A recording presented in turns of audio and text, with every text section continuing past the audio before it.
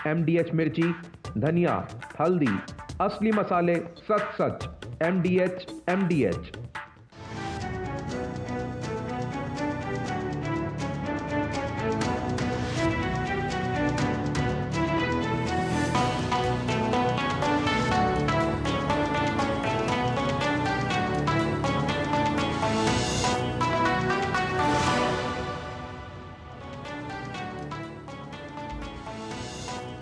लोकसभा चुनाव में जनता की आवाज और जनता के मुद्दों को लेकर दूरदर्शन की एक खास प्रस्तुति जनवाणी अब पहुंच गई है पश्चिमी उत्तर प्रदेश की एक तरह से राजनीतिक राजधानी, आर्थिक राजधानी मेरठ।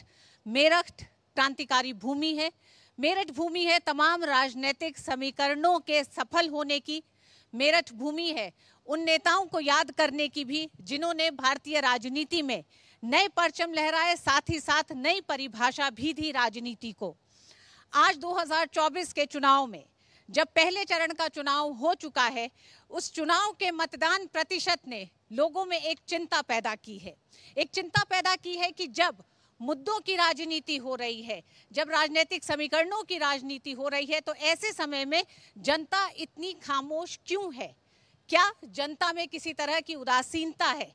क्योंकि जिस तरह का मत प्रतिशत आया है, अगर उसकी तुलना 2019 से की जाए तो एवरेज अगर हम माने तो 10% की कमी देखी गई है। इसके क्या कारण है, ये भी टटोलने की कोशिश करेंगे। साथ ही साथ लोकसभा चुनाव के दूसरे चरण की पश्चिमी उत्तर प्रदेश की जिन 8 सीटों पे 26 तारीख को मतदान हो रहा है, किस तरह के राजनीतिक समीकरण, क्या है मुद्दे, क्या कहना है विशेषज्ञों का, साथ ही साथ राजनीतिक पार्टियां पहले चरण के मतदान के बाद अब किस तरह से अपनी रणनीतियों को बदल रही हैं, इस पर भी करेंगे विस्तार से चर्चा।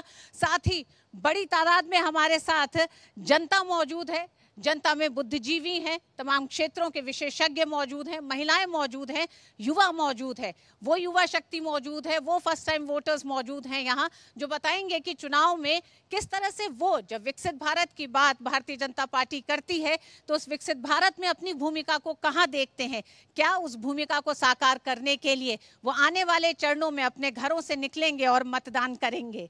इसी पर होगी विस्तार से चर्चा। उससे पहले आइए आपका परिचय कराती हूँ मैं अपने बृहद पैनल से, जिसमें हमारे साथ मौजूद हैं धर्मेंद्र भारद्वाज जी, भारतीय जनता पार्टी के विधान परिषद सदस्य। बहुत बहुत स्वागत है धर्मेंद्र जी आपका। कर्नल अमरदीप त्यागी जी हैं, बहुजन समाजवादी पार्टी से हैं। कर्नल जी आपका बहुत स्वागत है। शाहिद मंजूर साहब हैं, विधायक और विधायक उत्तर प्रदेश सरकार में पूर्व मंत्री, बहुत स्वागत है आपका। राजेंद्र शर्मा जी हैं, पूर्व विधायक, महासचिव राष्ट्रीय लोकदल। राजेंद्र जी आपका भी बहुत स्वागत है। और हमारे साथ समाज की नब्ज को टटोलते, विकास के आंकड़ों को बताते, साथ ही साथ जब राजनीतिक पार्टियां अपने मुद्दों की बात करेंगी तो उन मुद्दों की गहराइयों पर भी बात करने के लिए संतोष शुक्ला जी मौजूद हैं, दैनिक जागरण से वरिष्ठ पत्रकार। संतोष जी आपका भी बहुत बहुत स्वागत है। सबसे पहले धर्मेंद्र जी आप ही के पास आना चाहेंगे। पहले चरण का मतदान हो चुका है। पहले चरण के मतदान में मत प्रतिशत में जो कमी देखी गई है वो किस तरह के संकेत दे रही है, क्या बताती है, आप लोग किस तरह से उसे टटोल रहे हैं? सबसे पहले तो जो पहले चरण का चुनाव हुआ है, तो उस चरण के चुनाव में हम सारी सीट जीतने जा रहे हैं। और रही बात मतदान प्रतिशत कम होने की या ज़्यादा होने की, तो कुछ परिस्थितियां होती है, कुछ काम होता है, कुछ किसान परिवार होते हैं, तो हो सकता है थोड़ा बहुत कम बढ़ती रहा है। लेकिन जो विकास की राजनीति इस देश में हुई है 2014 से और 2024 तक, और जो आज हम विकसित भारत की बात कर रहे हैं, तो विकसित भारत पर ही जो माननीय मोदी जी की गारंटी है ना, उस गारंटी पे ही चुनाव लड़ा जा रहा है पूरे देश के अंदर। और उस चुनाव के मुद्दे को लेकर ही जनता के बीच में हम गए हैं।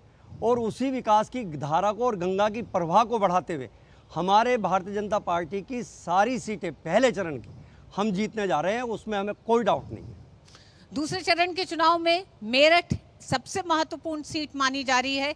नए प्रयोग के साथ इस सीट को देखा जा रहा है और हम जानते हैं कि जिस तरह से अरुण गोविल को भारतीय जनता पार्टी ने अपना प्रत्याशी, अपना उम्मीदवार चुना है, इसके पीछे के दर्शन पर भी बात करेंगे। लेकिन उससे पहले जिस तरह से हमने बात की कि प्रथम चरण का जो चुनाव रहा, उस पर जो विश्लेषण की बात की, संतोष जी हमारे साथ है। संतोष जी, किस तरह से आप देखते हैं, वो क्या कारक दिखाई देते हैं जिसमें मत प्रतिशत की कमी को मौसम माना जा रहा है एक वजह, लेकिन आप किस तरह से जमीन पर देखते हैं इसे?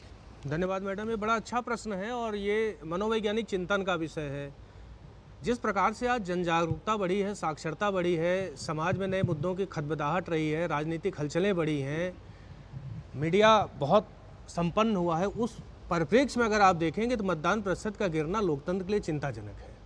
हम इसको इस रूप में नहीं कह सकते, जैसे अभी धर्मेंद्र जी कह रहे थे कि किसानों के बहुत सारे काम आ जाते हैं, इस बीच छात्र कहीं और व्यस्त हो जाते हैं, हम कहीं और चले जाते हैं, ऐसा नहीं होता। लोकतंत्र का बहुत महत्वपूर्ण ये पर्व जो महायज्ञ जिसको आप नाम देते हैं, 5 वर्ष में एक दिन आता है जब आप अपने पसंद की सरकार चुनने की मन स्थिति और भौतिक स्थिति में आते हैं, और वो स्थिति भी अगर आप मतदान से गंवा दें, वंचित कर दें, तो ये आपके साथ अन्याय है, भारतवर्ष के साथ और उसकी लोकतांत्रिक खूबसूरती के साथ अन्याय है ही है। जो मैडम ने कहा कि 10% के आसपास का सहारनपुर में इतना एग्रेसिव मतदान हुआ करता था, कम है, कैराना का कम है, शामली का कम है, नगीना का कम है। पश्चिम उत्तर प्रदेश, बहुत अच्छी बात आपने कही है, सांस्कृतिक राजधानी रही, आर्थिक राजधानी है और इससे ज़्यादा राजनीतिक राजधानी पश्चिम उत्तर प्रदेश की मेरठ, और मेरठ से बहुत सारे समीकरणों को तय करने की स्थिति बनती रही है। मेरठ बहुत एग्रेसिव होकर कप्तान की भूमिका निभाता रहा है। आज जब मेरठ इस समीकरणों को झांकना चाहता है, समझना चाहता है, तो ये समीकरण हैरान करते हैं हमें। इतने जागरूकता के कार्यक्रम चलाए गए। मैं एक और बात बहुत बेबाकी से कहना चाहूँगा कि प्रशासनिक स्तर पर भी बड़े मंथन और चिंतन का विषय है। हमारे अधिकारीगण भी इस बात में लगातार लगे रहे। साल भर मतदाता पहचान पत्र बनाने का काम हुआ, त्रुटियों को दूर करने का प्रयास किया गया। और मैं स्वयं ये धर्मेंद्र जी से भी आग्रह करूँगा, भारतीय जनता पार्टी ने बहुत बैठकें की कि मतदाता पहचान पत्र बने, नए मतदाता जोड़े जाएँ, युवाओं को प्रोत्साहित किया जाए, सरकार के भी प्रतिनिधि जुड़े। लेकिन चिंताजनक यह है कि इन सब कसरतों के बावजूद मतदान प्रतिशत का गिरना ये एक चिंतनीय संकेत है। इस पर बहुत आवश्यक है विचार करना। शाहिद साहब, बदलाव की बात कर रही है आपका पूरा गठबंधन, ये बदलाव क्या आपको दिखाई देता है कि पहले चरण में बदलाव के नाम पर लोग घर से निकले? जो पहला प्रश्न आया है और हमारे भाई ने कहा कि हम सारी सीट जीत रहे हैं, हाँ यकीनी तौर पर सब पार्टी के लोगों को लगता है कि हम ही जीत रहे हैं, इनको भी लग रहा है। लेकिन मेरा मानना ये है कि जो यहाँ पर बरादरियों के आधार पर, जातियों के आधार पर जो यहाँ पंचायतें हो रही हैं, मुजफ्फरनगर हो, सहारनपुर हो, कैराना हो या मेरठ हो, जो भारतीय जनता पार्टी की समर्थित बरादरी और वोट समझी जाती थी, उन सब में अब रोज़ाना अखबार में पढ़ने के आंदोलन हो रहे हैं कि हम या तो वोट नहीं करेंगे और वोट करेंगे तो वोट करेंगे तो विरोध में करेंगे। तो लगता यह है कि जो लोग वोट नहीं करना चाहते थे, भारतीय जनता पार्टी के कभी वोटर हुआ करते थे, वो इस इलेक्शन में भारतीय जनता पार्टी को वोट नहीं किया है।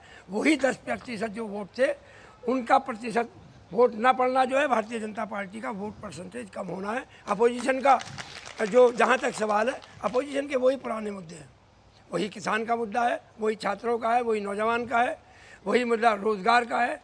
हमारी बहन शाहिद जी, उन मुद्दों पे तो आएंगे, उस चर्चा को तो आगे बढ़ाएंगे, लेकिन पहले चरण के मतदान के बाद ही धर्मेंद्र जी दूसरे चरण में अब प्रवेश करने जा रहे हैं। हम लोग प्रचार जोरों पर है।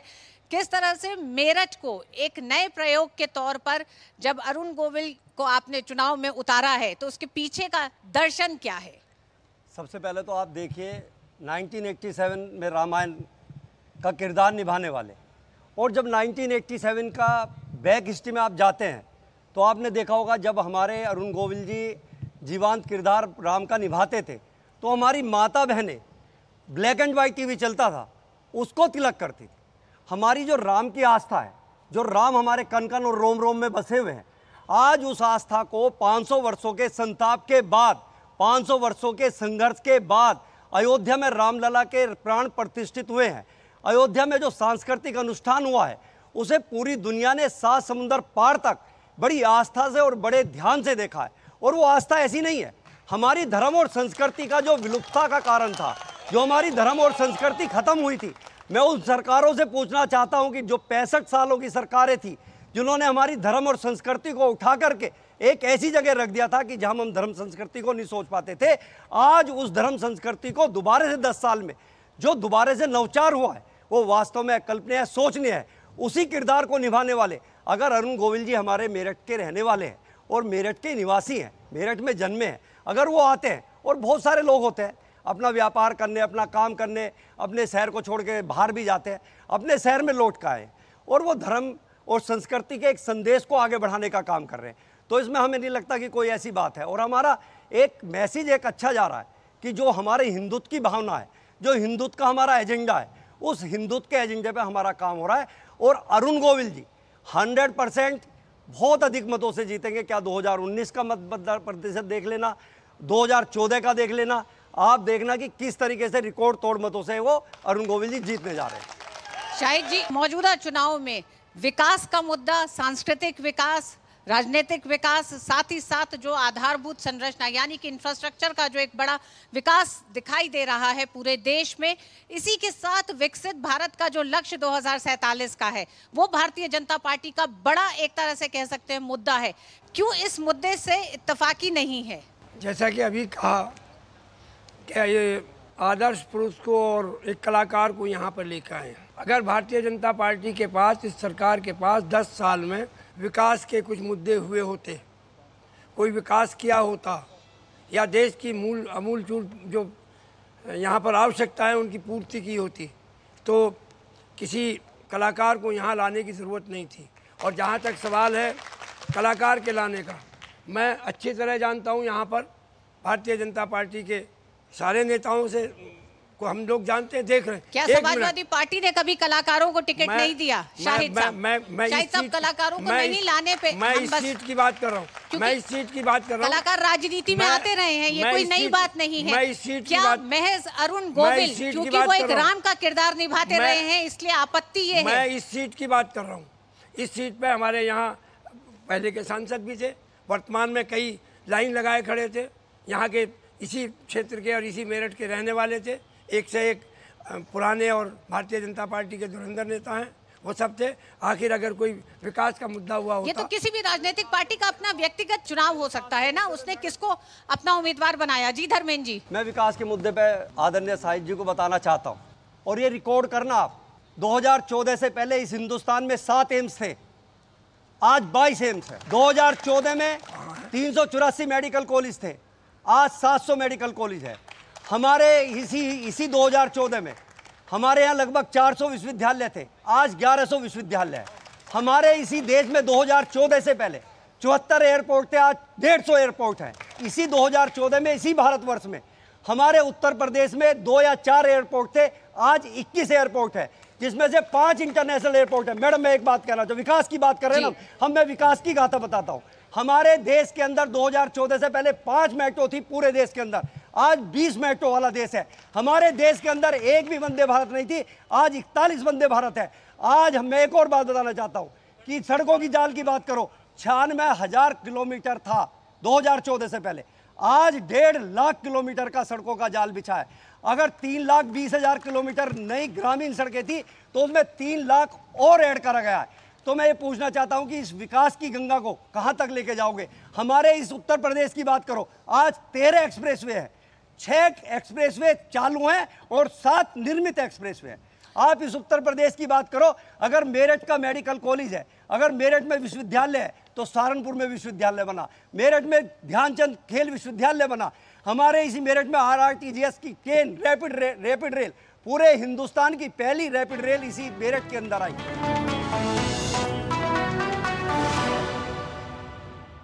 जीरा से प्यास बुझाए, डाइजेशन के लिए मस्त, शरीर में नमक पानी का बैलेंस बनाए। सिप सिप जीरा सिप, जीरा सिप, इंग्लिश का जर्नी और जीरा सिप, जीरा सिप, जीरा सिप। तुम्हें पता है इन्वेस्टर्स के लिए एक इन्वेस्टर प्रोटेक्शन फंड होता है IPF, लेकिन अगर तुम्हारा ट्रेड एक्सचेंज पर एग्जीक्यूट नहीं हुआ या फिर कोई गारंटीड रिटर्न्स वाली स्कीम है तो ये IPF आपकी मदद नहीं कर सकता है। और अगर आपका ब्रोकर ही डिफॉल्टर बन जाए तो फिर IPF आपको कॉम्पेंसेशन दिला सकता है। कहाँ से सीखा? NSE की साइट पर। समझ कर इन्वेस्ट कर। बहाना नंबर 11, नींद पूरी करने का डे। बहाना नंबर 28, ट्रिप पर जाने का day. 39, binge watch all seasons. 65, घर की सफाई का डे। एक वोट ना डालने से क्या होगा? और सबसे बड़ा बहाना, isn't it a holiday today? Holiday? 101 बहाने हैं वोट ना डालने के, पर इस चुनाव के पर्व में एक ही रीजन काफी है वोट डालने का, वो है हमारी रिस्पॉन्सिबिलिटी देश और हमारे फ्यूचर के लिए।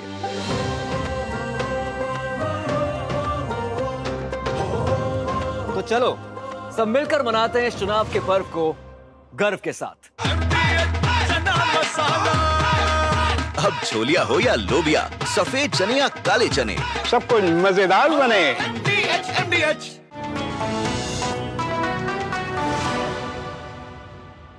अमरदीप जी, राजनीतिक पार्टियां विकास पे आके इस एजेंडे पे चुनाव में एक तरह से चुनाव प्रचार को अपना मुख्य मुद्दा बनाने से क्यों डर रही हैं? देखिए ऐसा है, अभी धर्मेंद्र जी ने जो बताया है वो पूरे देश के आंकड़े साथ साथ बोलने शुरू कर दिए। आज तक जब भी कभी बात होती है, चाहे वो मोदी जी हो, चाहे कोई भी भारतीय जनता पार्टी का नेता हो, वो सिर्फ और सिर्फ पूरे देश के और इंटरनेशनल आंकड़े गिनाने शुरू कर देते, जिनका क्षेत्र से बात नहीं होती। गन्ना किसानों की बात करें तो सबसे पहले और सबसे ज्यादा जो रेट बढ़ाए थे वो बहन कुमारी मायावती की सरकार ने बढ़ाए थे यहाँ के लिए। उसके अलावा यदि आपने 25-30 रुपए बढ़ाए हैं ना, वो भी बहुत शोर शराबे के बाद, उसके बाद जो गन्ने में जो खर्चा आता है और जो खाद और सब कुछ लगता है, उसके रेट आप देख लीजिए, वो नगण्य हैं। किसानों को, यहाँ की भोली भाली जनता को सिर्फ राम का मुद्दा, राम का फोटो दिखा के एनकैश करना चाहते हैं, उससे ज्यादा कुछ नहीं। बातें इंटरनेशनल और पूरे देश के आंकड़ों की लोकल बातें कोई नहीं करता, चाहे मोदी जी आ जाए, चाहे धर्मेंद्र जी हो, चाहे कोई और दूसरे हो। अच्छा संतोष जी, जातीय समीकरणों और जातियों के जो तमाम विरोध प्रदर्शन टिकट बंटवारे से पहले और तमाम जगह जो हो रहे हैं, ये क्या है? वो इसका दोष मढ़ रहे हैं मीडिया पे कि मीडिया इसे हाईलाइट करता है। नहीं, ये बड़ा चिंताजनक है। राजेंद्र जी बहुत अनुभवी हैं और बहुत लंबी पारी इन्होंने खेली है। शाहिद मंजूर साहब का बड़ा सम्मान है इस शहर में, बहुत सुलझे हुए व्यक्ति हैं। जेल गया था 66 में। धर्मेंद्र जी भी बड़े पिताजी। राजेंद्र जी मेरी बात सुन लें आप, आपका पूरा सम्मान है।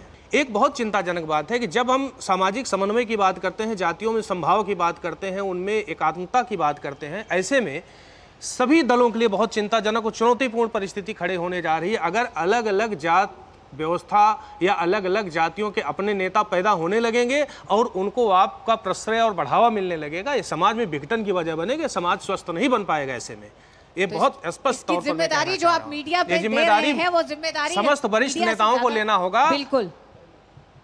मैं समाजवादी पार्टी से सवाल जानना चाहूँगा शाहिद साहब से। आपने कांग्रेस के साथ में गठबंधन किया है, मैं जानना चाहूँगा कम से कम 15-1 साल आप लोगों ने भी प्रदेश पर राज किया है। उसके अलावा जवाहरलाल नेहरू 16 वर्ष 266 दिन प्रधानमंत्री थे, इंदिरा गांधी 15 वर्ष 91 दिन प्रधानमंत्री थी, राजीव गांधी 5 वर्ष 32 दिन और मनमोहन सिंह 10 वर्ष 4 दिन। क्या आप लोगों को लगता है कि हमें हापुड़ से, मेरठ से हापुड़ जाने में 2.5 घंटे का समय क्यों लगता था? 10 वर्ष में ऐसा क्या हो गया कि अब हम 15 मिनट में मेरठ से चलते हैं और हापुड़ पहुंच जाते हैं? मैं जवाब चाहूंगा आपसे इस बात का। मेरठ से दिल्ली, मेरठ से नोएडा, मेरठ से गाजियाबाद, मेरठ से शामली, मेरठ से करनाल, मेरठ से मुरादाबाद, मेरठ से रुड़की, मेरठ से हरिद्वार, मेरठ से देहरादून, मेरठ से मसूरी, मिनिमम 5-5, 6-6 घंटे लगते थे। और हमारी माता बहनें जब गंगा स्नान करने जाती थी ना हरिद्वार, तो 4 बजे रोटी बनाती थी और 12 बजे स्नान होते थे। वो खड्डे इतने थे। आज क्या है, जो हिमांशु जी ने बोला ना, वो बिल्कुल सही बोला। धर्मेंद्र जी जवाब देने देते हैं। मेरी बहन बेटियां 45 मिनट में 50 साल पहले जब देश आजाद होता हमारे शाहिद जी को जवाब देने दीजिए। जी शाहिद जी बताइए। अभी इन्होंने कहा कि इतने एम्स बन गए, इतने मेडिकल कॉलेज बन गए, इतनी यूनिवर्सिटी बन गई, बिल्कुल स्वीकार है।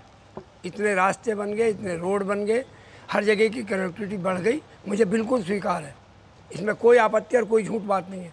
लेकिन मेडिकल कॉलेज कितने बढ़ गए? गवर्नमेंट का कौन सा मेडिकल कॉलेज बढ़ा? गवर्नमेंट की कौन सी यूनिवर्सिटी बनी? पहले बात करने दीजिए। उनको अपना सवाल रख लेने दीजिए। शाहिद जी आप अपना सवाल रख लीजिए, फिर उनसे जवाब लूंगी मैं। जी कौन सी यूनिवर्सिटी सरकारी बनी यहाँ पर? जिसके इन्होंने खेल कॉलेज की बात करी है यूनिवर्सिटी की, अभी तो उसकी नींव भी नहीं रखी गई, जो समाजवादी पार्टी की सरकार की घोषणा थी। इतने बड़ी बात करते हैं, इतनी बड़ी बात करते हैं कि 15 लाख से शुरू करते हैं, 2 करोड़ नौकरी पाते हैं और आखिर में आके उन टोल रोड की बात करते हैं जिन पर अगर घर से निकले तो पेट्रोल कम फूकता है और उन पर टोल रोड टैक्स ज़्यादा देना पड़ता है। शाहिद जी सफर कम हुआ या नहीं हुआ? रोड, मेरी बात सुने, कोई रोड सरकार कोई नहीं, ये बात नहीं।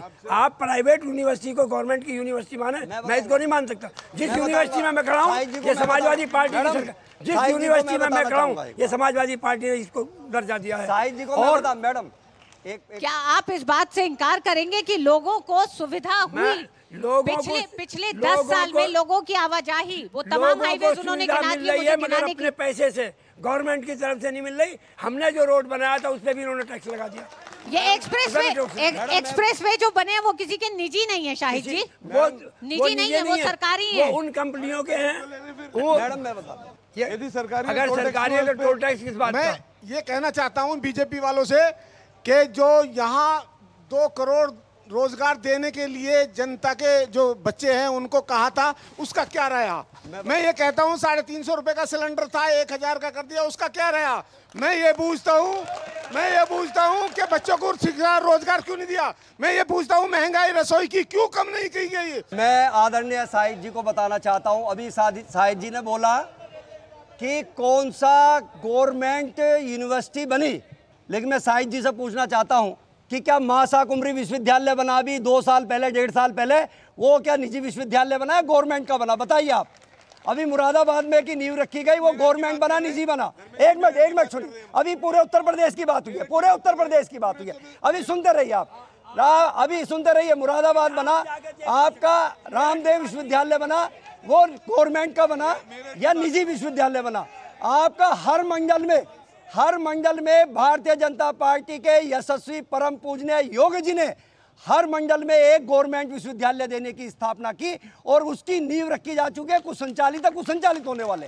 नंबर एक बात। नंबर दूसरी बात, सवाल है शायद मंजूर जी से। अखिलेश यादव जी जो हैं, जो दलित चिंतन की बात करते हैं, दलितों के सम्मान की बात करते हैं, मेरठ की धरती पर जब से भारतीय जनता पार्टी ने अरुण गोविल जी को उतारा है मैदान में, उसके बाद दलित का जो टिकट काटा है भानु प्रताप का, और वो काट के जो गुर्जर समाज को दिया गया, पहले दलित का अपमान करा, फिर गुर्जर का काट के गुर्जर का अपमान करा, फिर दलित को टिकट दिया गया। क्या ये टिकट, पहले टिकट दलित का जब उनका हक था तो पहले ही टिकट के दलित का काट के दलित को क्यों नहीं दिया गया? शाहिद मंजूर जी, क्या कंफ्यूजन समाजवादी पार्टी में रही है? आखिर क्या समीकरण नहीं बैठ रहे हैं कि कई सीटों पे बार-बार टिकट काटने पड़े? एक सवाल किया कि क्यों टिकट काटना पड़ा।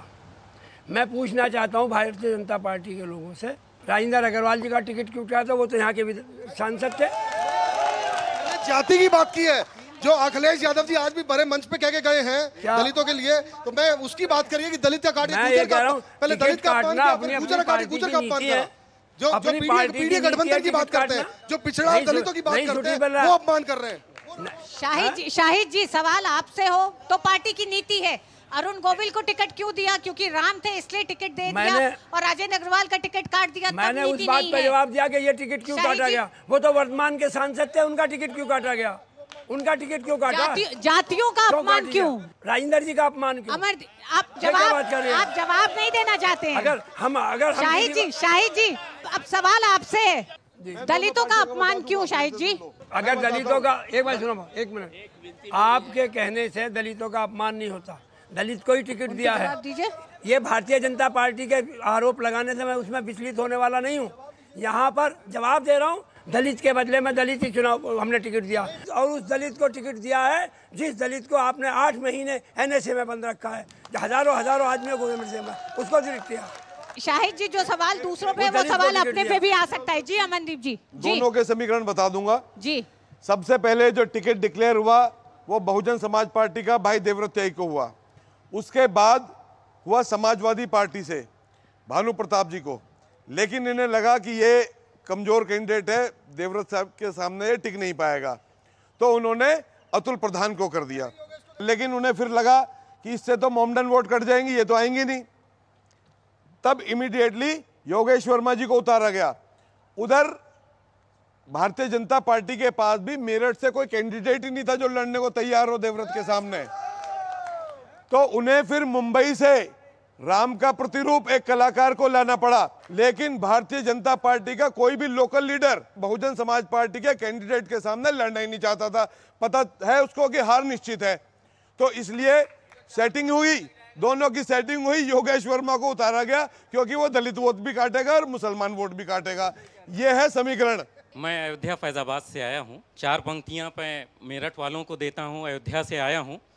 और हम लोग राम वाले हैं और हम लोग ईमान और हर धर्म को मानने वाले हैं मोहब्बत से। हमारे मुल्क में, मैं शायर भी हूँ मशमूम फैज़ाबादी, कि हमारे मुल्क में फसलें बहार रहने दो, मोहब्बतों को यूं ही बरकरार रहने दो। ये देश राम का, नानक का, सूफियों का है, यहाँ पे प्यार है, आपस में प्यार रहने दो।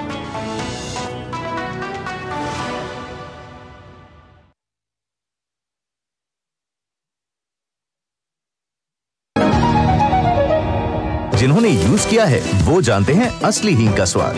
MDH सुपर हींग, शुद्धता का असली तड़का। MDH। वेट।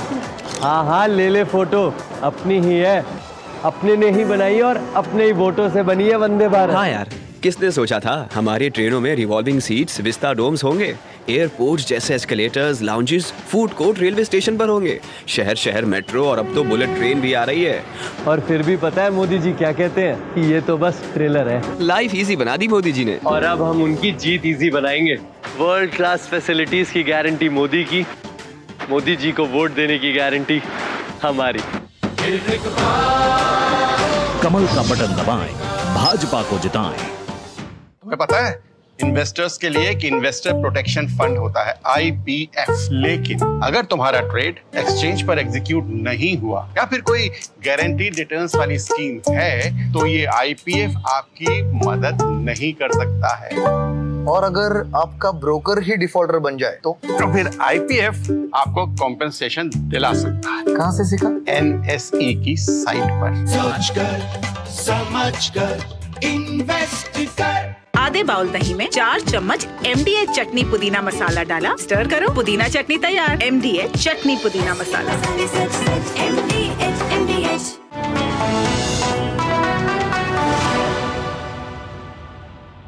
संतोष जी, ये देश राम का है, अगर जनता ये मानती है इस बात को, तो इसमें राजनीतिक पार्टियों को क्यों तकलीफ है? क्योंकि अमनदीप जी ने भी कहा किसी भी रामलीला में राम है, तमाम रामलीलाओं में राम है।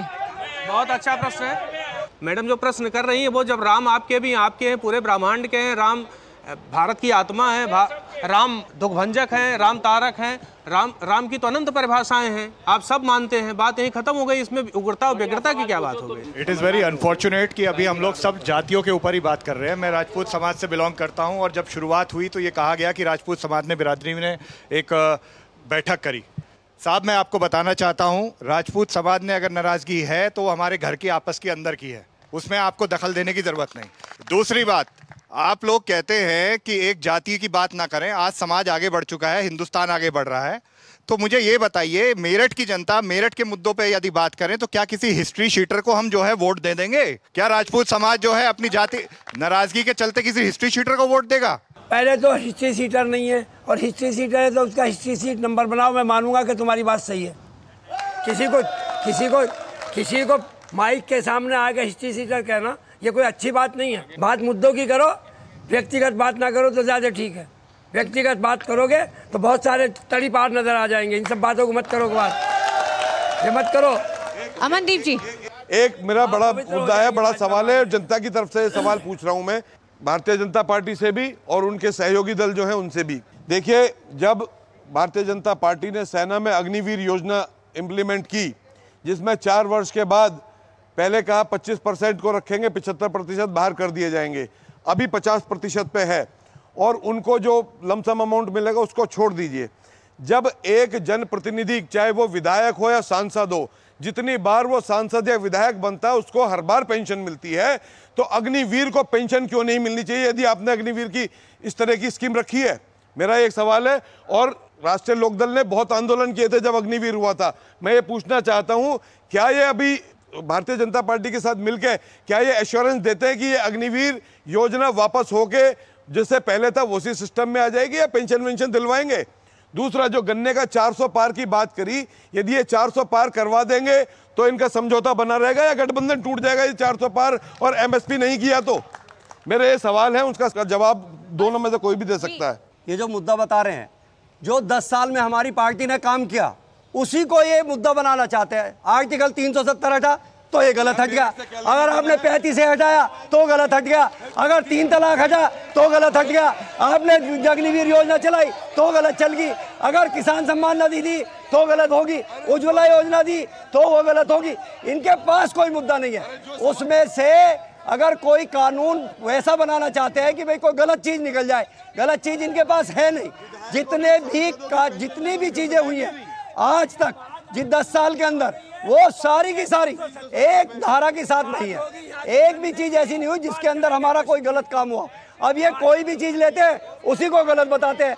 अगर 3 तलाक हटाया तो भी गलत, 370 हटाया तो भी गलत, 35 से हटाया। चलिए, जनता का कहना है कि आप मेरठ पे वापस आए, हम मेरठ पे नागरिकता लागू हुई तो भी गलत। पूछना चाहता हूँ, किसी नेता का बेटा, उसने अपना बेटा के आर्मी में भेजा? सब जो बात करते हैं देश की बात करते हैं, और जो किसान नेता मनते हैं, क्या किसने कभी हल लगाई? मेरा आखिरी सवाल है, जो कह रहे हैं बेरोजगारी है देश में, क्या जनसंख्या पे कंट्रोल की किसने बात की आज तक? इतनी जनसंख्या बढ़ चुकी है कि अभी कंट्रोल की किसने बात की? शाहिद साहब, मूल बात यह है कि क्यों नहीं उन मुद्दों पे चर्चा हो जो मुद्दे हैं जनता के। राजेंद्र जी जो कहना चाहते हैं पहले उनको सुनिए। पहले मेरी बात सुन लें। अभी उन्होंने बात करी कि मेरे खानदान में सब मिलिट्री में रहे, उसका जवाब दे रहे थे हमारे साथी कि मैं तो खुद रहा हूँ, मेरा भाई भी है, मेरे अंकल हैं। ये कैसे कह दिया आपने? 10 हैं आदमी फौज में आज भी।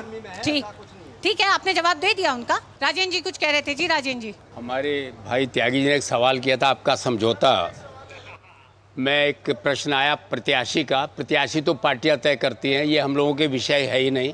दूसरा जो प्रत्याशी मेरठ में आया, हिंदुस्तान में संविधान ये हमको सबको इजाज़त देता है कि भारत का आदमी कहीं भी चुनाव लड़ सकता है। हमारा समझौता एक पवित्र गठबंधन है और बागपत में हम प्रत्याशी हैं। हम सारे लोग पुरजोर प्रयास करेंगे हमारे प्रत्याशी जीतें। भाजपा और लोकदल के गठबंधन के प्रत्याशियों का संपूर्ण समर्थन हम लोग करते हैं। एक त्यागी जी ने सवाल किया, गन्ने का मूल्य 400 न हुआ। मैंने पहले भी कहा, हमारा दल आज भी चौधरी चरण सिंह की नीतियों पर आगे चलेगा। नीतियाँ सदैव हम उसको मानेंगे और उसी आधार पर हमारा समझौता भी है। हम आशा और उम्मीद करते हैं कि सरकारें किसान और गरीब की बात को मानेगी।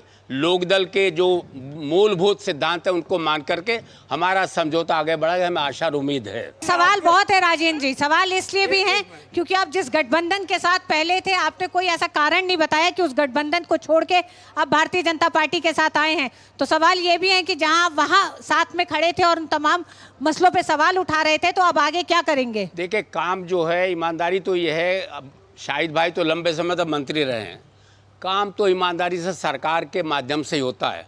आज भी हमें समझते हैं कि सरकार जो आज भी किसान गरीब की समस्याएं, लोकदल का जो मूल एजेंडा है, उसके अनुरूप उन सबको सुविधाएं देगी, आगे बढ़ाएगी।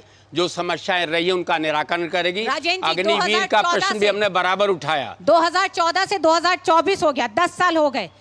पश्चिमी उत्तर प्रदेश के किसानों के मुद्दे कितने आपको दिखते हैं कि जो सुलझ गए? अगर मैं 4 मुद्दे आपसे पूछूं तो आप क्या बताएंगे? सरकार ने उनका समाधान दिया। गन्ना किसानों का समाधान है, किसानों के तमाम मसले क्या हैं? सरकार, अभी भारद्वाज ने काफी कुछ बताया, मगर मैं उस लंबी बात नहीं, क्योंकि उत्तर तो वही सारे देंगे सरकार के बारे में।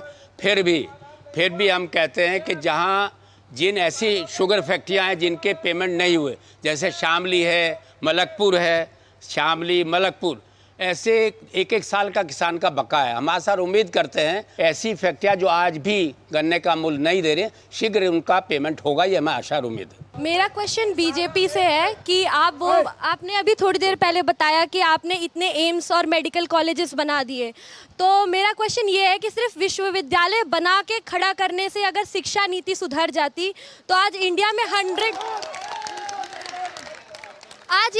100% लिटरेसी रेट होती, पर फिर भी हमारे लोग इलिटरेट हैं। तो आप वो सुविधाएं क्यों नहीं प्रोवाइड करा रहे और एजुकेशन सिस्टम को इम्प्रूव क्यों नहीं कर रहे हैं? मैं जवाब, धर्मेंद्र जी जवाब। जो मेरी बिटिया ने पूछा, बड़ा अच्छा क्वेश्चन है। मैं ये पूछना चाहता हूँ कि 65 साल जो सरकारें रही, और गुड़िया को भी बताना चाहता हूँ, अभी बता रहा हूँ, अभी सुन लो, पहले बता रहा हूँ, जवाब देने दीजिए। 1968 के अंदर नेशनल एजुकेशन पॉलिसी बनी थी हमारे हिंदुस्तान की, और उसके बाद उसमें 1992 के अंदर संशोधन हुआ मामूली सा, और 2020 में एनईपी आई। आप बताइए ना कि एनईपी किसने चेंज की? उस एनईपी का मतलब क्या है? और उस एनईपी से ही नेशनल एजुकेशन पॉलिसी है, अभी 8 साल के बाद ही, यानी कि 14 और 6 साल में जो धरातल पर नेशनल एजुकेशन पॉलिसी को लाया गया, उसी से बदलाव होंगे। मैं बसपा, सपा और कांग्रेस समर्थित जितने भी कैंडिडेट खड़े हैं, मैं उनसे पूछना चाहता हूं कि कोरोना वैक्सीन किसने लगवाई, हर गरीब को घर किसने दिया, हर घर राशन किसने दिया। आप भाजपा की बात करते हैं तो क्या आपकी सरकारों ने दिया ये सब? कोरोना वैक्सीन ना जाति देखी ना धर्म देखा, सबके लगवाई, हर किसी को लगवाई। आपने क्या किया? आप बताएं, आप अपनी उपलब्धियां बताएं। जो सरकार होगी कोरोना टाइम में वही तो कोरोना वैक्सीन देगी। मेरा सवाल भारतीय जनता पार्टी से है। प्रधानमंत्री मोदी जी बड़े गर्व से कहते हैं कि मैं 80 करोड़ लोगों को राशन दे रहा हूं। वो ये भी तो कह सकते हैं कि मैं ऐसा भारत बनाना चाहता हूं कि आपको राशन देने की जरूरत ही ना पड़े। ऐसा क्यों नहीं कहते? मैडम जो ये बता रहे हैं ना कि राशन देने की जरूरत ना पड़े, वास्तव में राशन देने की जरूरत नहीं पड़ती। जब सरकार को हमारे हाथ में दिया गया ना, उस टाइम पे 122 करोड़ की जनता थी और जिस गरीबी से देश जूझ रहा था ना, जैसे कैंसर हो जाता ना इंसान को, इस तरीके से देश दिया गया था। उस कैंसर की बीमारी को खत्म किया जा रहा है। और जिस तरीके से कोरोना काल में ना, जब यहाँ पर भुखमरी मर रही थी और देश के अंदर, पूरे विश्व के अंदर लोगों से पैसे लेकर के वैक्सीन लगी, जो भी किसी बच्चे ने पूछा, वो वैक्सीन का मैनेजमेंट पूरे विश्व में डंका बजा है। अगर एक भी बंदे से वैक्सीन का पैसा लिया हो और हर एक बंदा लाभार्थी है, कितनों की जान बचाई, आप उस चीज को नहीं सराहेंगे? क्या मोदी जी आपके प्रधानमंत्री नहीं है? इस देश के प्रधानमंत्री है नहीं है? तो फिर आप कैसी बात कर रहे हैं? अमरदीप जी, सुरक्षा का बस दिया उन्होंने। अमरदीप जी अपनी बात रखिए। क्या ऐसा है, मैं सभी को बताना चाहूँ, अरे यार जनता को उन्होंने जीने को बचाया है, आज वो मरने की कगार पे थे। सुनो अरे सुन लो तो। देखिए, रही कोरोना वैक्सीन की बात, उस टाइम पे जो सरकार थी वो भारतीय जनता पार्टी की थी। उस जगह कोई दूसरी सरकार होती, वो भी वैक्सीन प्रोवाइड करती। ये गवर्नमेंट का, हर गवर्नमेंट की ये जिम्मेदारी होती है। दूसरी बात, अमरदीप जी, बहुत से ऐसे देश रहे जो अपने यहाँ वैक्सीन खुद नहीं बना के दे पाए, जिनकी भारत ने ठीक है, हमारे वैज्ञानिकों ने बना दी, अच्छी बात है ये। तो हम लेट्स अप्रिशिएट अपने साइंटिस्ट और डॉक्टर्स। ऐसा नहीं है कि सब देश कर रहे थे। मैं ये कह रहा हूँ कि let's appreciate our scientist and doctors. बिल्कुल रिसर्चर्स को आप अप्रिशिएट कीजिए। तो सामर्थ्य का सम्मान करना चाहिए हमें। वो सब हो जाता है, सब होता है। अरे आप ही मैनेज नहीं हो रहा, कहाँ मैनेजमेंट? आप अपने को तो मैनेज करो पहले। ये शांति नहीं हो रही।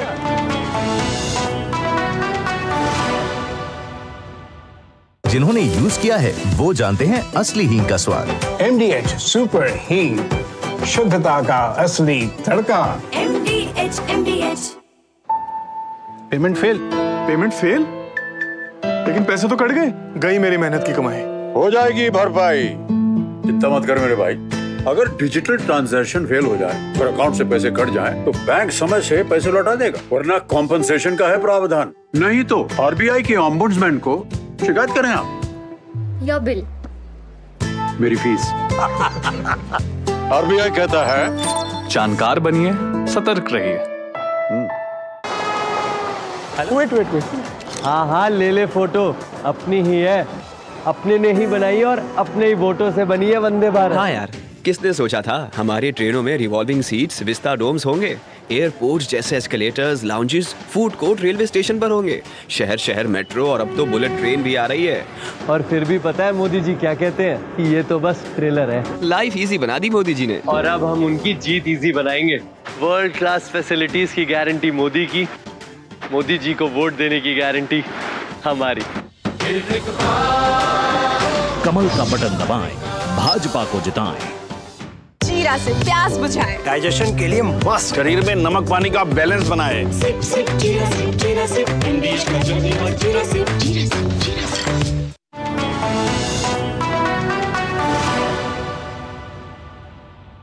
मेरा एक प्रश्न है कि पिछले साल 2023 के रिपोर्ट के अनुसार 3.1% से अनएम्प्लॉयमेंट रेट डिक्लाइन हुआ है इंडिया में, and this is very disappointing thing.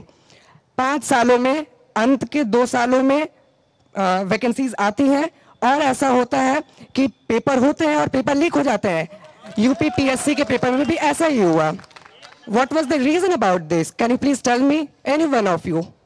चलिए, मैं बताऊंगा पहले वो जवाब बच्चे को बता रहा हूँ। आपके पास आ रहे हैं। अभी हमारे इसी प्रदेश के अंदर मैडम इन्वेस्टमेंट सबमिट हुआ, 33.5 लाख करोड़ का इन्वेस्टमेंट आया। पेपर लीक, आप सुनिए, पेपर लीक पे सवाल, पेपर लीक पे सवाल है भारद्वाज जी। 1 करोड़ सवाल से नहीं बच पाएंगे जब आप 2025 तक 1 करोड़ रोजगार उपलब्ध हो गए। ये वही प्रदेश था जिस प्रदेश को धीरे धीरे ऊपर ले जाया जा रहा है। हर चीज को एकदम नहीं किया जा सकता। इसी प्रदेश के अंदर जो इन्वेस्टमेंट हुआ है, ये पूछो ना कि पहले इस उत्तर प्रदेश में कैसा इन्वेस्टमेंट होता था। इस प्रदेश को आना नहीं चाहता था, व्यापारी घुसना नहीं चाहता था। इस देश प्रदेश का नाम लेते थे तो दिल्ली के कॉर्नर से, बॉर्डर से दूर भाग जाता था। आज उस प्रदेश के अंदर पूरा का पूरा ऐसा एनवायरनमेंट और ऐसा वातावरण तैयार किया जा रहा है जहां पर कि रोजगार उपलब्ध होने वाला है। और 2025 तक 1 करोड़ रोजगार रहेंगे। ये हमारी युवा की चिंता पेपर लीक है। शाहिद जी और अमनदीप जी, सत्ता पे आप दोनों की पार्टियां रही हैं। अगर देश का युवा और खासकर उत्तर प्रदेश का युवा इस बात से चिंतित है पेपर लीक से, तो इतिहास गवा रहा है पेपर लीक का, इतिहास गवा रहा है चीटिंग का उत्तर प्रदेश में। इसलिए उनका ये सवाल बनता है, वो जवाब चाहते हैं आप सबसे, किसी एक पार्टी से नहीं। पहले तो मैं सत्ताधारी इस पार्टी से कह रहा हूँ कि इधर उधर की ना बात करो। ये बताओ कि पेपर लीक क्यों हुआ? बच्चे ने ये पूछा, पेपर लीक राजस्थान में सबसे ज्यादा हुए। आप बताओ ना, राजस्थान में सबसे ज्यादा हुए। कांग्रेस की सरकार थी ना, इन्हीं की सरकारें थी ना, इनका मिला था ना। अब आप बताओ ना, ये बताओ ना कि कहाँ कितने पेपर लीक हुए, उसका भी जवाब देंगे। मेरा सवाल शायद मंजूर जी से है कि अगर प्रधानमंत्री जी ने कुछ नहीं किया तो विपक्ष को एक क्यों होने पड़ा? क्या कारण है जो विपक्ष को एक होने पड़ा उत्तर प्रदेश में? दीजिए जवाब। वो कह रहे हैं अगर प्रधानमंत्री जी ने कुछ नहीं किया देश में 10 साल में तो विपक्ष को क्यों एक होना पड़ा? अच्छा, मैं ये पूछूं, एक मिनट, मैं ये पूछूं कि पिछले 10 साल में जो आपके एलायंस है वो आपको छोड़ के क्यों भाग गए? फिर क्या जवाब दोगे उसका? ये हर बार समीकरण बनते रहते हैं। कभी इनसे गठबंधन है, कभी किसी से गठबंधन, कभी आपका नीतीश से गठबंधन था, कभी चाचा आपके खिलाफ थे, कभी चाचा आपके साथ है। इन बातों को क्यों पलट रहे हो? हरियाणा में आज आपका गठबंधन बना और टूटा, महाराष्ट्र में गठबंधन बना और टूटा, उड़ीसा में गठबंधन बना और टूटा, राजस्थान में गठबंधन बना और टूटा, मध्य प्रदेश में गठबंधन। मेरा सवाल पूर्व मंत्री माननीय शाहिद साहब जी से है कि एक अपना अभी काफी बात होती, दलित मुस्लिम एकता की बहुत बात हुई थी अभी, तो अभी गत 14 अप्रैल को भारत रत्न बाबा साहेब अम्बेडकर जी की जयंती हम सब ने बहुत अच्छे से मनाई, परंतु जो बात होती है मुस्लिम दलित एकता की, उसमें मुझे किसी भी मुस्लिम समुदाय से या किसी मदरसे से बाबा साहेब की जयंती मनाने के चित्र तक नहीं दिखाई दिए। तो ये कैसी एकता है कि एक तरफ हम बात करते हैं मुस्लिम दलित एकता की और दूसरी तरफ हम उन्हें उनकी जयंती तक भी याद नहीं करते हैं। एक सवाल और, एक अभी जो अपने मुख्तार अंसारी जी जिनका किसी भी कारण से निधन हुआ, उनके यहाँ सपा सुप्रीमो माननीय पूर्व मुख्यमंत्री अखिलेश यादव जी को जाना पड़ा, तो ऐसी क्या मजबूरी थी कि एक जाने माने हिस्ट्री शीटर उनके तो यूज कर सकते हैं ना, हिस्ट्री शीटर जाने माने हिस्ट्री शीटर के यहाँ जाना पड़ा और उनके यहाँ फिर रोजा इफ्तारी करनी पड़ी? ऐसी क्या मजबूरी रही होगी उनकी, आप बता सकते हैं? इन्होंने कहा मैं मुस्लिम और हिंदू में जब विश्वास नहीं रखता, पॉलिटिक्स करता हूँ, राजनीति करता हूँ, समाजवादी पार्टी में हूँ। एक बात तो पहले ये सुन लीजिए। दूसरी ये सुन लीजिए कि बाबा साहब के लिए आपने बात करी, मेरा अकेला घर है और मैं उस बाप का बेटा हूँ जिसने बाबा साहब का तेल चित्र लगवाने के लिए और मूर्ति लगवाने के लिए दिल्ली से आगरा तक की पैदल यात्रा करी और बीपी मौर्य उन दोनों ने पार्लियामेंट के बाहर बाबा साहब की मूर्ति स्थापित कराई। और दूसरी सुनिए, जब यहाँ पर बाबा साहब के चित्र को घरों में लगाना अपराध होता था, मेरे घर में आज भी तब से लेकर आज तक 67 से लेकर आज तक बाबा साहब का चित्र मौजूद है। शायद हमारे घर में भी है, उनके घर में भी है, वो घरों की बात ही नहीं कर रहे थे, आप व्यक्तिगत चले गए। समाजवादी पार्टी का विधायक हूं, मुझे अपने घर का पता, आप व्यक्तिगत चले गए। मैं ये कहना चाह रहा हूँ, जो बहन कुमारी मायावती जिन्होंने दलित चिंतन, दलितों के लिए इतना सब कुछ किया है, पूरे देश भर में वो मानी जाती है, उन्हें केवल और केवल उनका भतीजा मिला था आकाश आनंद, और पूरी पार्टी में पूरे भारत में कोई और उत्तराधिकारी नहीं मिला था बनाने। अमनदीप जी, उनके सवाल को मैं दूसरे तरीके से रख रही हूँ। यही पश्चिमी यूपी है जहां से मायावती ने अपने राजनीतिक सफर को शुरू किया। आज 2024 तक पहुंचते पहुंचते सीटों की कमी, जनाधार की कमी, तमाम सिकुड़ती गई राजनीति, इसके पीछे के कारण क्या देखते हैं? 17 में 14 में कोई सांसद नहीं, 17 में जो सिकुड़ी मैं बताता हूँ, इसका एक ही कारण है, फूट डालो और राज करो। राम मंदिर, मस्जिद, हिंदू मुसलमान, इसके अलावा कोई और बात नहीं हो, यही कारण है सिमटने का विपक्ष का। राम से, अमरदीप साहब जी, राम से क्या इतनी तकलीफ? नहीं, कोई तकलीफ नहीं है, हम तो राम को मानते हैं, हम तो खुद राम को मानते हैं, लेकिन ये राजनीति में उसका प्रयोग नहीं होना चाहिए, ये मेरा रिक्वेस्ट है। धर्म जो है वो अपने घर तक सीमित रहना चाहिए, ना कि राजनीति में। सर, मैं अपोजिशन के लीडर्स से पूछना चाहता हूँ, जैसे कि आप प्रोग्रेसिव नेशन की बात कर रहे हैं, तो अगर आपकी पार्टी सत्ता में आ जाते हैं तो आप हमारी प्रोग्रेस के लिए क्या करेंगे? जैसे कि हम यूथ हैं इस टाइम पे, तो आप, अगर मैं कोई अपना स्टार्टअप स्टार्ट करूं तो आप हमें किस तरह से सपोर्ट करेंगे? दीजिए जवाब शाहिद जी। बहुत अच्छा सवाल है आपका। पहले तो मैं बधाई देता हूं कि आपको हमसे ये उम्मीद है कि हम सत्ता में आएंगे। दूसरी ये कि आप वो दिन याद करो, वो पीरियड मेरा याद करो, या हमारी सरकार का वो पीरियड याद करो जो बच्चे टैलेंटेड थे, उनको घर बैठे हुए अच्छा खासा लैपटॉप दिया था उनकी प्रोग्रेस के लिए, उनको कन्याधन भी दिया था, उनको पढ़ाने फीस भी दी थी, बेरोजगारी का भत्ता भी दिया था। ये सब काम करने की कोशिश करी थी और काम कर रहे थे। ऐसा नहीं है कि हमारे पास विजन नहीं है, विजन है हमारे पास आपकी प्रोग्रेस के लिए। और सुनो, एक मिनट, जो ये फ्री के नंबर बट रहे हैं ना, जिनका बोझ आज के बच्चों से, सुनो मेरी बात, जो बोल तो रहे, बोल लिए वो आपका विजन जानना चाहते हैं। आपका विजन यूथ के लिए क्या है? 2024 में आप हैं, जिस समय बच्चे स्टार्टअप में, स्टैंड अप इंडिया में इसमें शामिल हो रहे हैं, वो अपने भविष्य के लिए जानना चाहते हैं। हमने पहले भी युवाओं के लिए बहुत सारी योजना चलाई थी, भविष्य में फिर, और एक और कई योजना कृषि क्षेत्र में चलाई थी। कई उन्होंने शुद्ध युवाओं के लिए पूछा है शाहिद जी। सर, अभी आपने लैपटॉप वितरण की बात करी थी, मेरे को तो वो वाले समय के बारे में पता है जब सपा का राज था और मथुरा में सरकारी नौकरी अंगूठा टेक लोगों को भी मिली थी। शाहिद जी, 5 साल की सत्ता में जब आप जनता के बीच होंगे तो जनता आपके अनुभवों से ही सवाल पूछेगी। एक सवाल आया कि मथुरा में किसी ने नकली प्रमाण पत्र से नौकरी ले ली। अरे बहुत सारों ने ले ली। अब भारतीय जनता पार्टी को कितने दिन सत्ता में हो गए? 10 साल में वो चोर अभी पकड़े नहीं गए जिन्होंने फर्जी सर्टिफिकेट से नौकरी ली थी। मैंने आपको कहा कि 10 साल में जो चोरी थी, भ्रष्टाचार थी, अभी उनको पकड़ में नहीं आए आपके। उम्मीद है कि जो देश के भगोड़े हैं, यहाँ से देश का धन लेके भाग गए, या इलेक्ट्रॉन आप ले आए 10 साल में वापस। मैं कह रहा हूँ आप ले आए 10 साल में वापस। आप किसी एक को वापस लाए हो तो बताओ। आपका मैनिफेस्टो था कि हम सारे जितने भगोड़े उनको वापस लाएंगे। आपका मैनिफेस्टो था हम काला धन वापस लाएंगे। शाहिद साहब, यूथ का सवाल था, यूथ के लिए क्या विजन आपके पास है? मैंने कहा दूसरा सवाल लेते हैं जी। हेलो, मेरा कांग्रेस से सवाल है। 60 साल पहले कांग्रेस को याद नहीं आया कि भारत जोड़ो यात्रा करनी है? अभी याद आया क्या? अगर कांग्रेस को जोड़ना ही था भारत में तो कश्मीर को जोड़ते भारत से, पाकिस्तान को भारत से जोड़ते, बांग्लादेश को भारत से जोड़ते, म्यांमार को भारत से जोड़ते। और एक विपक्ष के पास कोई मुद्दा नहीं है, सिर्फ एक मुद्दा है रोजगार का, और कोई सा दूसरा मुद्दा नहीं है। और रही बात रोजगार की, जिस देश में आज भी बाल मजदूरी होती हो वहां रोजगार की कमी नहीं है। जवाब दीजिए, आप ही से पूछ रहे हैं। पहला मुद्दा था इनका कश्मीर पे। कश्मीर आज भी वही है जहां था। और सुनो, कांग्रेस पर आपने सवाल किया, अभी तो पाकिस्तान का पीओके ऑक्युपाइड भी हमारे होने वाला है। कश्मीर वो होगा हमारा, उस पर झंडा फहरेगा, तिरंगा झंडा फहरेगा। उसे कहेंगे कि तिरंगा झंडा कैसे फहरता है। हमारी सीमा सुरक्षित है, हमारी सीमाएं सुरक्षित है, हमारी सीमा में कोई घुस नहीं सकता। सवाल पूछ ले। मैं प्रोग्रेसिव भारत की बात करती हूँ, मैं बढ़ते मेरठ की बात करती हूँ। सपा के जो नेता है वो हमें ये बताए कि महिलाओं के लिए वो क्या करेंगे, क्योंकि पहले तो महिलाएं सुरक्षित नहीं थी। शाहिद जी, आपसे सवाल। सुरक्षित है आज के अखबार से। महिला सुरक्षा पे हम आपसे सवाल कर रहे हैं। पहले कश्मीर का सवाल आया और इंगित करके कहा गया। मैं महिला सुरक्षा के लिए हमने ही 100 दिया था, इन्हीं की सुरक्षा के लिए दिया था। हमने एम्बुलेंस दी थी।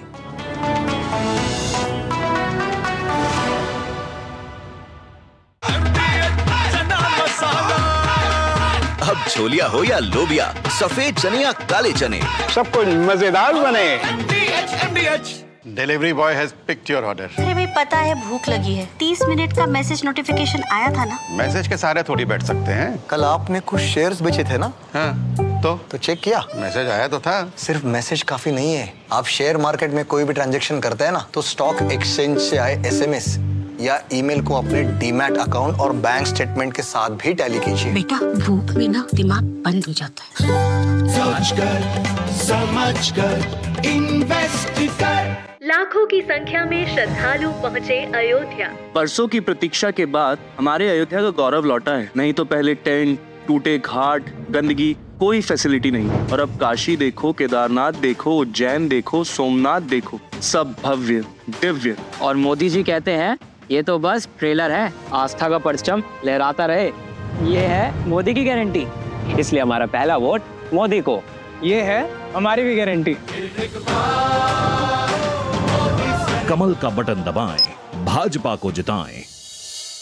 आज दही बड़ा खाने का मन है। वाह क्या स्वाद! असली स्वाद तो MDH दही बड़ा रायता मसाले से ही आता है।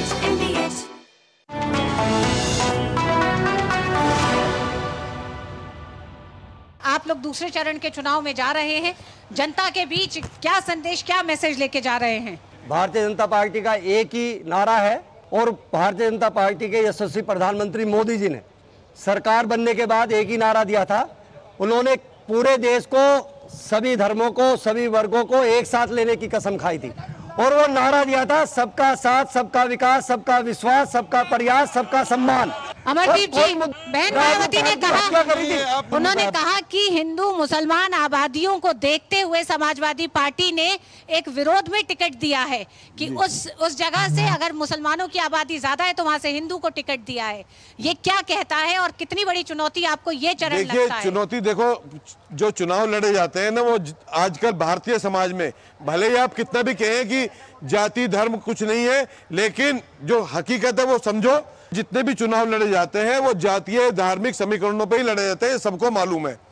तो यदि समीकरणों का अंदाज देखें तो देवव्रत त्यागी जो है सबसे स्ट्रॉन्ग कैंडिडेट है, क्योंकि इसके साथ दलित समाज की पूरी वोट है, प्रजापति समाज की वोट है, त्यागी समाज की वोट है, सैनी समाज की वोट है, और जैसा कि आप जानते हैं सारे मुस्लिमों की वोट हमारे पास है।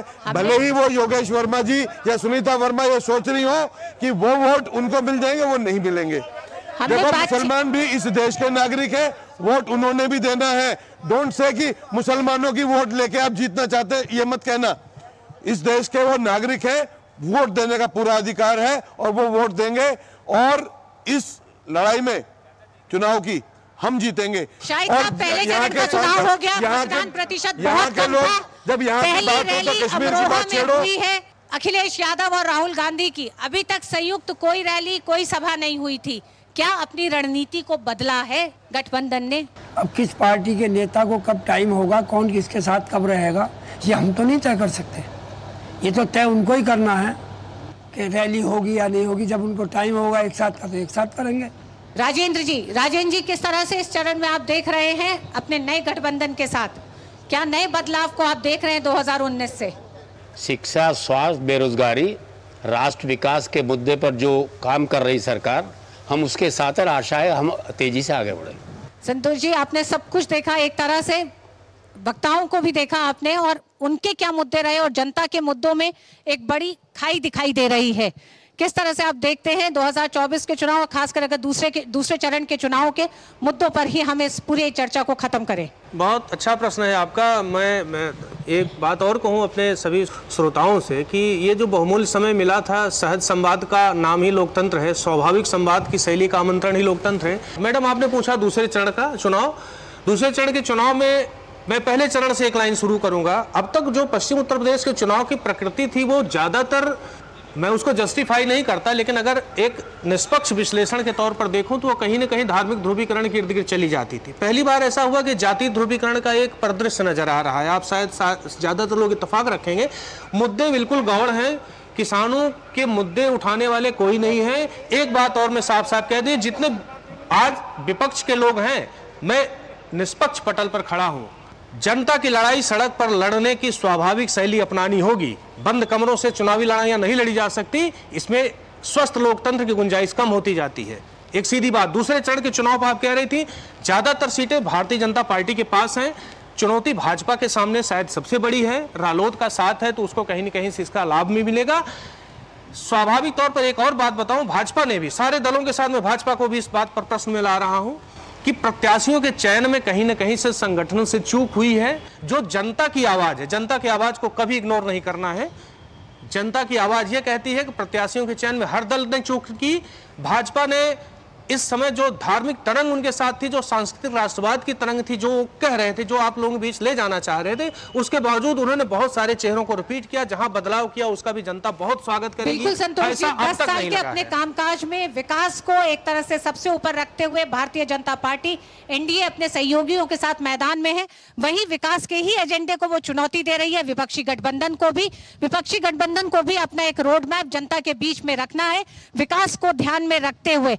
हमने जिस तरह से देखा कि पहले चरण का मतदान जितना धीमा रहा, उसे लेकर इस मंच से भी हम एक बार फिर अपील करेंगे लोगों से कि ज्यादा से ज्यादा लोग बाहर निकलें, अपने मताधिकार का इस्तेमाल करने। हमारे साथ एक महिला यहाँ पर मौजूद है, वो इस विषय पे कुछ कहना चाहती है, कुछ पंक्तियां रखना चाहती हैं। मेरा यहाँ उपस्थित सभी से निवेदन है कि जितना यहाँ आप बोल रहे हैं उससे अधिक आपका वोट बोलेगा, तो कृपया मुद्दों पे बात करें और मतदान के दिन मतदान करने अवश्य जाएं।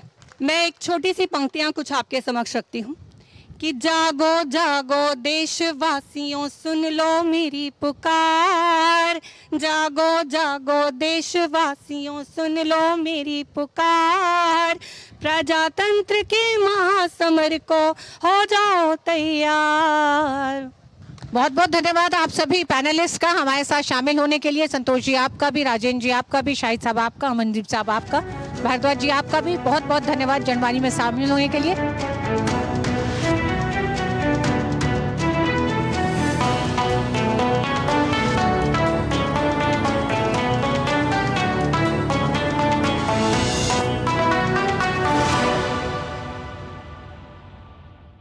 जनवाणी के प्रायोजक थे MDH,